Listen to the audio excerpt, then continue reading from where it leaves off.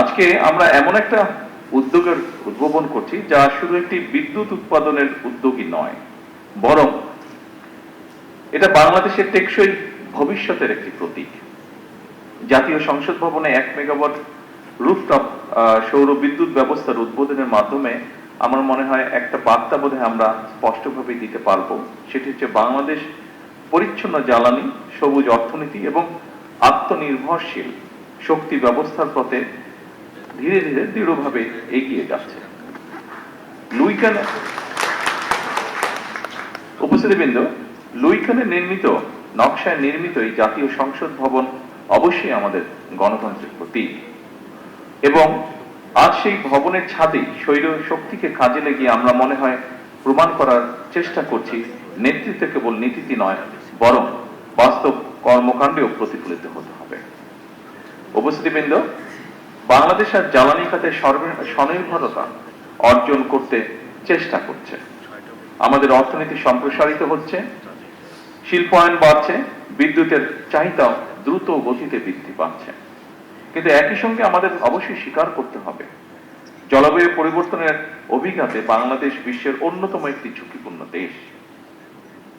সমুদ্র পৃষ্ঠের উচ্চতা বৃদ্ধি, অনিয়মিত বর্ষণ, ঘূর্ণিঝড় এবং নদী ভাঙন এসব আমাদের প্রতিদিনের বাস্তবতা, এবং সে কারণেই টেকসই জ্বালানির পথে অগ্রসর হওয়া এখন আর শুধু পরিবেশগত দায়বদ্ধতা নয়, বরং এটি আমাদের অর্থনীতি এবং জাতীয় নিরাপত্তার অপরিহার্য একটি অংশ।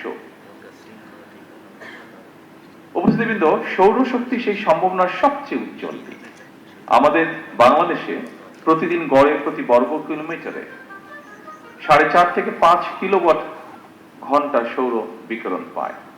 আমাদের অসংখ্য ছাদ, শিল্প এলাকা, খোলা জমি এবং উপকূলীয় অঞ্চল নবায়নযোগ্য জ্বালানির বিশাল সম্ভাবনার ধারণ করে আছে।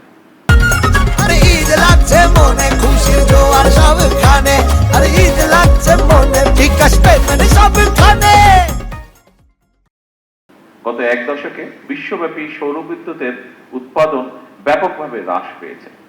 ফলে সৌরশক্তি এখন কেবল পরিবেশ বান্ধব নয়, অর্থনৈতিকভাবে অত্যন্ত কার্যকর একটি সমাধান। আজকের এই প্রকল্প সেই বৃহত্তর যাত্রারই অংশ একটি। সম্মানিত সকল উপস্থিতিবৃন্দ, আমি দৃঢ়ভাবে বিশ্বাস করি জাতীয় সংসদ ভবনের এই উদ্যোগ দেশের সকল সরকারি এবং বেসরকারি প্রতিষ্ঠানকে অনুপ্রাণিত করবে।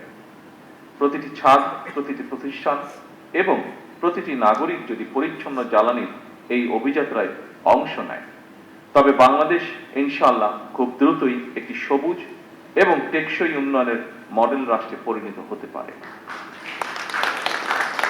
পরিশেষে এই প্রকল্প বাস্তবায়নের সঙ্গে সংশ্লিষ্ট সকলকে জানাই আন্তরিক অভিনন্দন এবং ধন্যবাদ।